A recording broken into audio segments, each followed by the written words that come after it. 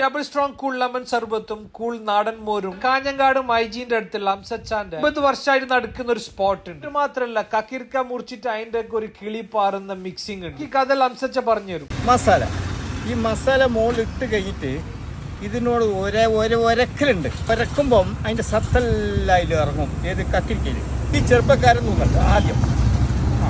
ആദ്യ ചെറുപ്പക്കാരൻ കരിയാമ്പ്, ഇഞ്ചി, വെള്ളുള്ളി, പുതിന, മല്ലിച്ചപ്പ്, സിർക്ക, നാരങ്ങ, ഉപ്പ് ഇതെല്ലാം ചേർത്തിട്ടുണ്ടാക്കുന്ന സാധനമാണ്.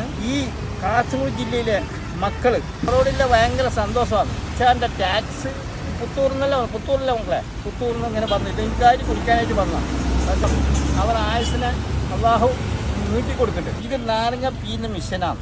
ഇങ്ങനെ ഓട് നെക്കിലിങ്ങനെ ചാടും. പക്ഷെ കൈ ഇങ്ങനെ പിടിച്ചിട്ട്